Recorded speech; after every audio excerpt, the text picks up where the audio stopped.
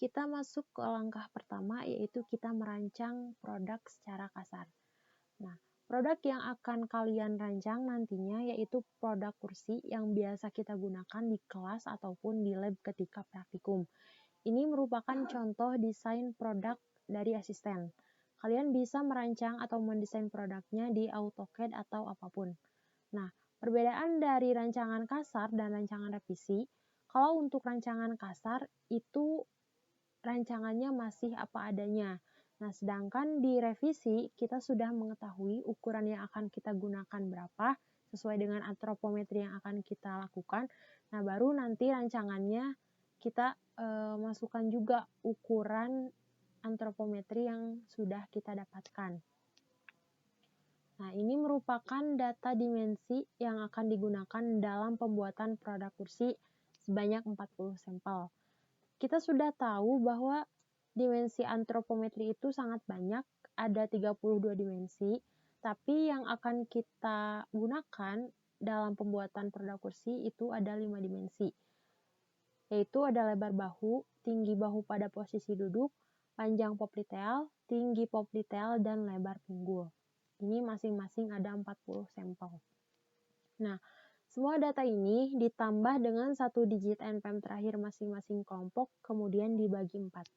Ini contohnya ada NPM 18.03025 dan 18.03094. Kita ambil 1 digit NPM terakhirnya, kemudian dibagi 4, dan ini hasilnya 2,25.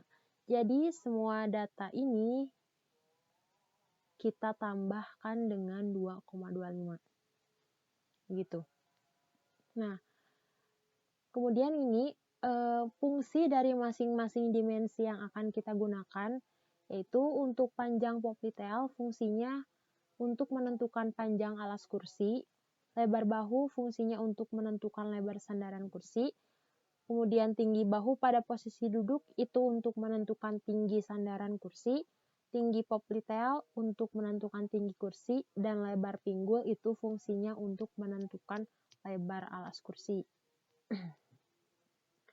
Lalu kita masuk ke pengolahan datanya. Dalam pengolahan data antropometri itu ada 3. Yang pertama kita menghitung uji keseragaman data. Yang kedua kita menghitung uji kecukupan data. Dan yang ketiga kita menghitung persentilnya. Jadi masing-masing dimensi yang tadi, masing-masing dimensi ini dilakukan semua perhitungannya yang 3 tadi.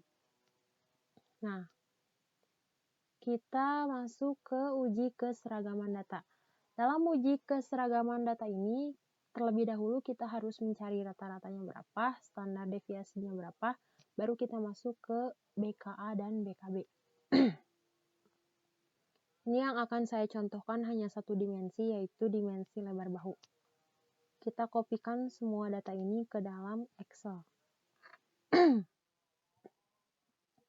Nah, ini merupakan data lebar bahu yang sudah di-copy. Ada 40 sampel.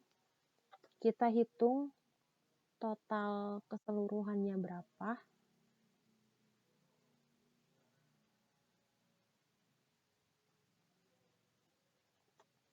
Kemudian kita tentukan atau cari rata-ratanya berapa.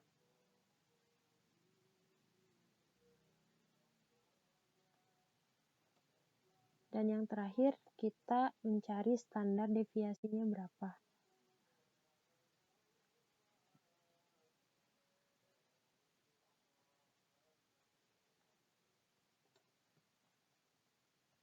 Nah, kemudian selanjutnya kita menghitung X kuadrat.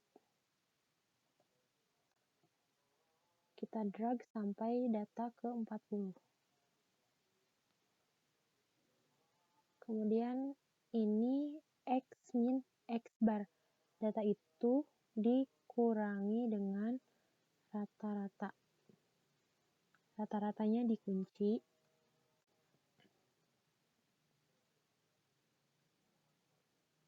Digeser sampai ke bawah. Nah, ini juga sama. XI min X bar kuadrat. Ini dikuadratkan. Maaf.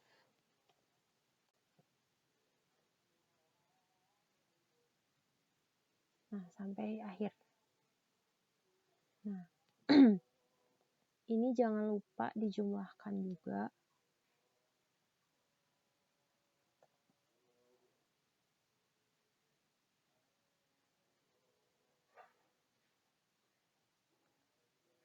Selesai.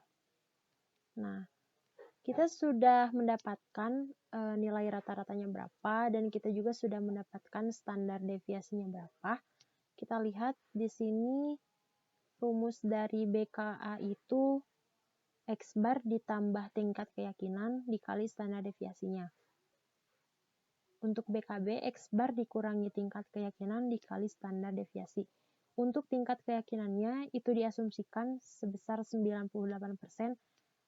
Jadi nantinya menggunakan angka 3 itu disamakan semuanya. Kita hitung BKA dan BKB-nya sama dengan rata-rata dikunci ditambah dengan 3 dikali standar deviasi. Kunci juga.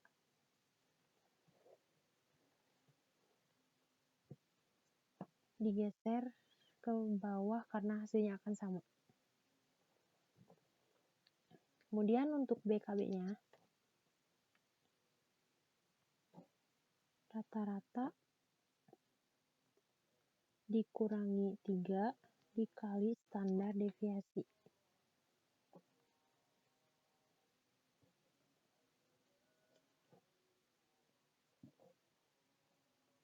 Sampai bawah. Digeser.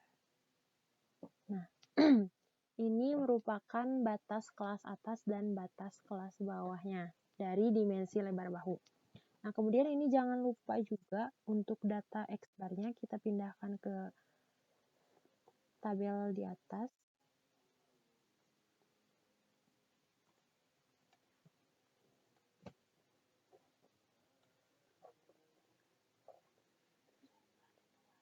Nah, gitu.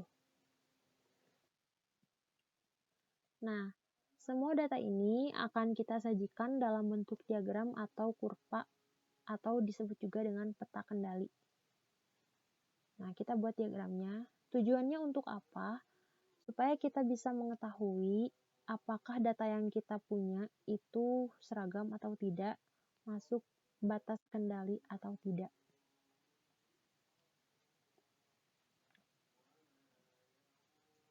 Nah, ini merupakan diagramnya. Di sini sudah terlihat bahwa data yang kita punya sebanyak 40 sampel tadi masuk ke dalam batas kendali atas dan batas kendali bawah. Jadi datanya tidak ada yang melebihi batas kelas atas dan tidak ada juga yang kurang dari batas kelas bawah. Nah, ini berarti datanya dikatakan seragam ya.